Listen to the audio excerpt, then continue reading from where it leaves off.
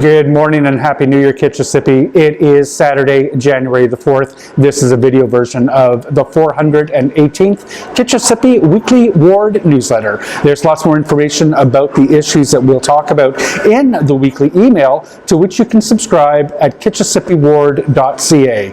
I hope many of you had an opportunity for a restful holiday, spend some time with family and friends. I know my team and I are raring to get back into the office starting next week. I've got Monday booked off actually to explore the new lines 2 and 4 of the LRT that will open up on Monday. Check out some of the station art and such, but it is business as usual starting next week. Relatively short newsletter after the holiday, but we'll jump right in. First, I am resuming my pop-up office hours. The first of those are going to be held on January the 8th. We're going to have those at Equator on Churchill from 9 a.m. until 12 p.m. Come join me. The pop-ups are an opportunity to come in anytime during those hours, chat with me one-on-one about whatever is on your mind without appointment. Another reminder of the open house that we're holding online on January the 15th to take a look at the zoning proposal at 50 Bayswater.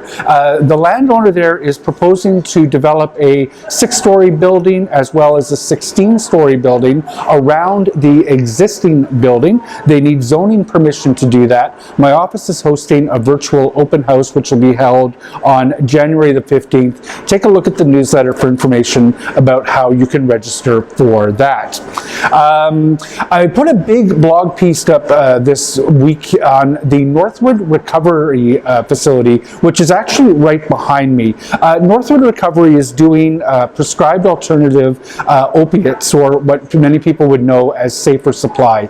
It is causing some problems in the community. I am asking that the partners and owners in that accept their responsibility to mitigate some of the harms that come with the way in which safer supply is being forced to operate in the province. I have a big long piece in the blog. Please take a look at it. You can find that at kitchissippiward.ca. I put the CMHC's housing numbers online. The housing completions continue to be sort of at their highest levels in the last 5 years, but it's not certain based on the trends whether the last month is going to see our completions fall below the 2023 or 2021 levels. So things are slow out there compared to where I think they should be. There will be roughly 7,500 completions on the year, which is roughly half of the targets that have been set for us by the federal and provincial governments. In November, completions, there were 105 singles, 177 rows, 128 apartments, and a very few 26 semi-detached completions. Take a look at all the CMHC data. I track it on a monthly basis on my website at kitchissippiward.ca. The Committee of Adjustment is going to be a busy one at its first hearing on January the 15th.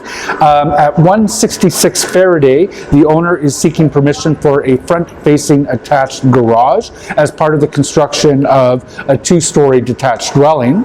At 703 Churchill Avenue North, the owner is seeking permission for a reduced rear yard setback and area in order to build a 3-story, 10-unit low-rise apartment building. At 308 Atlantis, the owner is seeking to subdivide the property into 2 separate parcels of land with a reduced side area and interior side yard setback for the existing detached dwelling.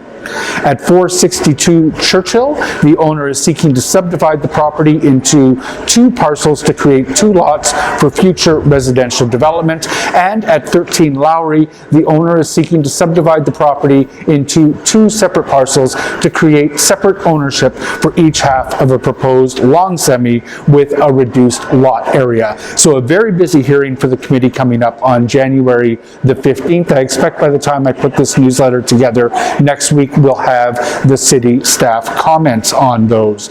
And while I was on holidays, the decisions came in for the December the 20th hearing at 346 Roosevelt. That was, as expected, adjourned, sine die. There's no expected time when that will come back. The proposal is going to have to be reworked. There will be further public notification when that does come back with the reworked application in front of the committee if they don't actually build something as of right.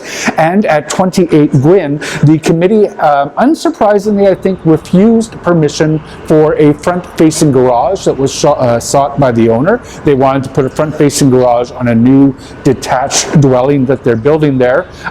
The committee seems to have been swayed by the city's argument that there was insufficient examination of various alternative locations for the garage. So I have a little bit more information about the Committee of Adjustment in my newsletter, which you can, again, subscribe to at kitchissippiward.ca.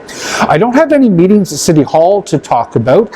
It'll take another week or so for the full legislative agenda to start getting back underway. One of the first meetings that we will have is going to be on January the 15th. That'll be of the Planning and Housing Committee. I've got a relatively light agenda of development approvals on that. I think just 2 or 3 properties. But I'm expecting that some headlines will be generated by the city staff report on renovictions. So no action to be taken at that meeting on January the 15th on renovictions, but we are slowly moving ahead to the point where council will have to make a decision as to whether or not to implement a renovictions bylaw.